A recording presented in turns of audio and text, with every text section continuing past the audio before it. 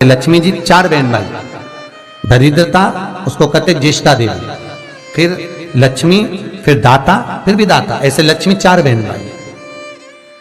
लक्ष्मी का विवाह और दरिद्रता का विवाह एक साथ हुआ, इनका दुसा मुनि के साथ, उनका विष्णु जी के साथ विवाह हो गया, चले गए। लक्ष्मी को लेकर नारायण स्वर्ग की ओर बैकुंठ की ओर चले और दुसा मुनि दरिद्रता को लेकर चले। जैसे ही अपने आश्रम में प्रवेश करने लगे तो दरवाजे पर ही दरिद्रता देवी को अंदर यज्ञ हो रहा था, पूजन हो रही थी, उसकी सुगंध उसको प्राप्त हो गई। प्राप्त हुई तो वो भागी, 1 मिनट ना रुकी और दौड़ कर गई और पीपल के वृक्ष के नीचे बैठ गई दरिद्रता देवी। जब पीपल के पेड़ के नीचे दरिद्रता बैठ गई, दुसा मुनि ने कहा चलती क्यों नहीं हो अंदर? मैं नहीं जा सकती, पहले यज्ञ बंद करवा, पूजन बंद। दरिद्रता कहती है मैं वहां रहती हूं जहां पूजन नहीं होती, मैं वहां रहती हूं जहां दिया नहीं जलाया जाता। दरिद्रता कहती है मैं वहां रहती हूं जहां पर पूजन पाठ अनुष्ठान यज्ञ पूजन कुछ ना हो, वहां ये दरिद्रता रहती। बंद करवा। दुसा मुनि बोले ये तो कभी बंद नहीं होगा, तो कह मैं जाऊंगी नहीं, पीपल के पेड़ के नीचे बैठी। दुसा मुनि के मन में आ गया बताओ मेरी पत्नी मेरे घर में नहीं रहो, पीपल के नीचे रहे तो अच्छा लगेगा। दुसा मुनि गए दुर्वासा बाबा के पास पूछने के लिए। इतने में लक्ष्मी जी नारायण से बोली प्रभु मेरी बहन से मिले बहुत दिन हो गए, चलो जरा मिलकर आए। भगवान गए तो लक्ष्मी जी मिठाई का डब्बा ले ए ज्येष्ठा दीदी तेरे लिए कुछ लाई हूं। ज्येष्ठा ने जो डब्बा खोला तो मिठाई का। क्रोध आ गया दरिद्रता को, हरी लक्ष्मी तुम मेरी बहन होकर तुझे ये नहीं मालूम कि मुझे क्या प्रिय और क्या प्रिय? तुझे मालूम है ना कि मुझे खट्टा और तीखा पसंद है और तू लेकर मीठा आ रही है। फेंक दिया मिठाई का डब्बा, मेरे लिए खट्टा और तीखा लेकर आना था।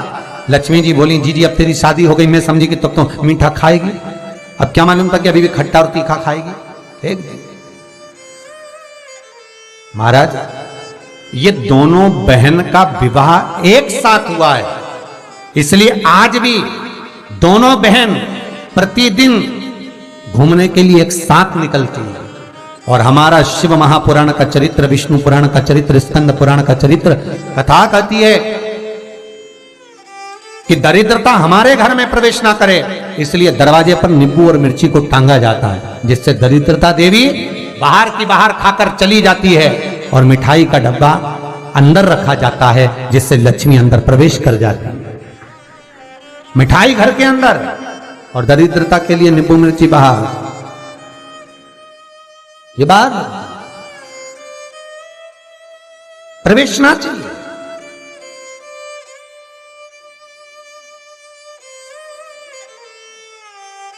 ये अंदर नहीं आना चाहिए, दरिद्रता बाहर रहे, बाहर।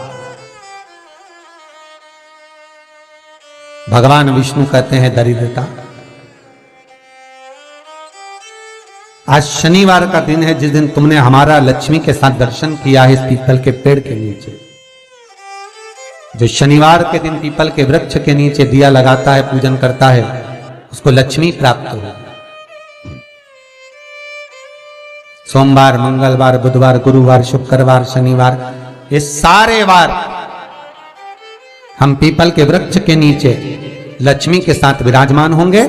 दरिद्रता बोली वाह नारायण वाह, मेरे दरवाजे पर आए और कहते हो कि मैं लक्ष्मी के साथ विराजमान होऊंगा। नारायण आप भले 7 दिन में निवास करो, मना नहीं है, पर एक दिन ये पीपल के वृक्ष में मेरा वासा होगा और वो रविवार का दिन होगा। रविवार के दिन जो पीपल के वृक्ष के नीचे आएगा, खाली हाथ आएगा, उसके घर में ये दरिद्रता प्रवेश कर जाएगी। भगवान विष्णु ने कहा मान लो कोई जल लेकर आया, फूल लेकर आया, कोई सामान लेकर आया, तो दरिद्रता कहती अगर कोई वस्तु लेकर आया तो दरिद्रता उसके द्वार नहीं जाए। पर कोई खाली हाथ पीपल के वृक्ष के नीचे आया तो ये दरिद्रता जाए।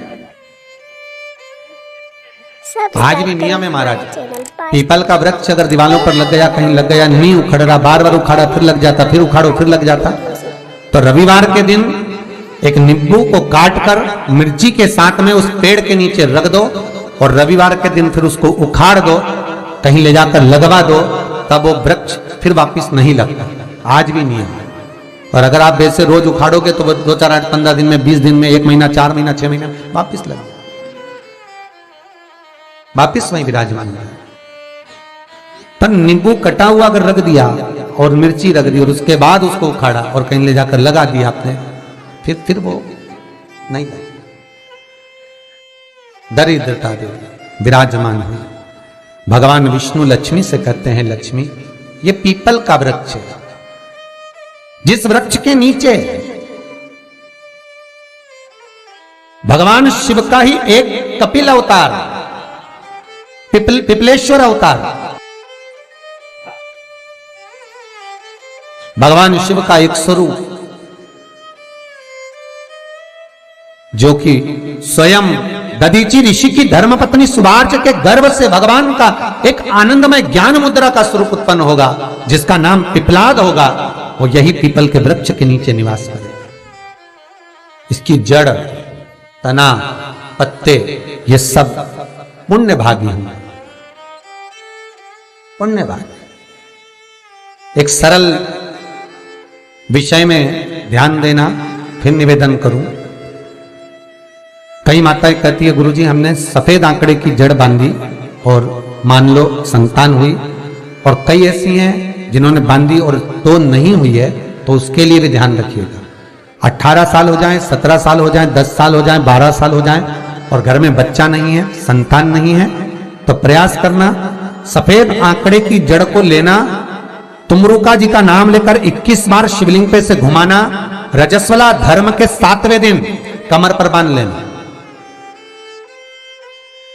और उसी दिन से एक पीपल का पत्ता मंगवाना, शंकर भगवान पर चढ़वाना, और पीपल के पत्ते को गौ माता के दूध में उसको उकलवाना, ठीक है, उकलवाकर ठंडा करवाकर पत्ते को बाहर ठंडा करने में डाल देना। दूध जब ठंडा हो जाए हथेली पर उस गिलास को रखना और भगवान शिव का तुमरुका जी का नाम लेकर उसको पीना चालू कर देना। लगभग 8 दिन 15 दिन उस दूध का पान कर कर फिर विश्राम करें। महाराज संतान की प्राप्ति अवश्य होगी, संतान अवश्य प्राप्त होगी। पीपल के वृक्ष में स्वयं मेरे भगवान शिव आनंद वास निवास करते हैं। बाबा भोलेनाथ स्वतः निवास कर रहे हैं। केवल एक पीपल के वृक्ष में कितना सुंदर लिखा पद्म पुराण में कि 52,000 ब्राह्मण का एक साथ निवास पीपल के वृक्ष में होता है, एक साथ निवास। 52,000 ब्राह्मण का एक साथ निवास पीपल के वृक्ष में है। और महाराज वट वृक्ष में भगवान ब्रह्मा का तो निवास है ही, पर वट वृक्ष में योगिनियों का निवास भी है। जैसे नीम के वृक्ष में भी योगिनियों का निवास होता है, वट वृक्ष में भी। ये 2 पेड़ जो ऐसे होते हैं, नीम का पेड़ और बड़ का पेड़, ये कहीं पर भी लगे हो, इसके पास में से आप जब निकल कर जाएंगे तो आपको थोड़ा सा मन में हल्का सा भय सा लगेगा। 2 वृक्ष से, एक नीम का एक बड़ का, बट वृक्ष बड़ का पेड़ और नीम का पेड़। जब बड़ वृक्ष के साथ में पास में से आप निकल कर जाएंगे, या अंधेरा है या शाम का समय, आप बड़ वृक्ष के करीब में से निकल कर जा रहे हैं, तो थोड़ा सा मन में एक सा लगेगा जैसे कोई बैठा है, कोई देख रहा है। सब्सक्राइब करें हमारा भगवान शिव का बेल आइकन दबाएं, महाराज अपडेटेड रहें हमारे हर एक वीडियो। फिर निवेदन करा, आगे जो चरित्र कहा बाबा का, उसी तरह बेलपत्री का जो वृक्ष होता है उसकी जो जड़ होती है वह भी पूज्य है, भगवान शिव का ही स्वरूप है, भगवान शंकर का ही। हमारा तो निवेदन है आप सबसे एक कि यदि शरीर में बहुत रोग घेर कर रखे हैं, आपको बहुत रोगों ने घेर रखा है, तो प्रत्येक सोमवार शंकर के मंदिर पर जाइए, शंकर जी पे चढ़ी हुई एक बेलपत्र उठाइए, औषधि के रूप में शिव जी का नाम लीजिए और शंकर के दरवाजे पर बैठकर उसको चबा चबा कर खा कर घर आ जाइए। 1 आध महीना कर कर देखो, मुझे उम्मीद है, मेरे विश्वनाथ पर मुझे विश्वास है कि तुम्हारी दवाइयां तो कम हो जाएगी और ये औषधि के रूप में तुम खाते रहोगे। चाहे वो शुगर हो, बीपी हो, चाहे दर्द हो, कमर का, घुटने का, जो भी आपको तकलीफ, बस उसका स्मरण करो, 1-2 बार करके तो देखो। श्री शिवाय नमस्तुभ्यं, सब्सक्राइब करें हमारा चैनल शिवाय नमस्तुभ्यं, अपडेटेड रहें श्री हमारे हर एक वीडियो। शिवाय नमस्तुभ्यं।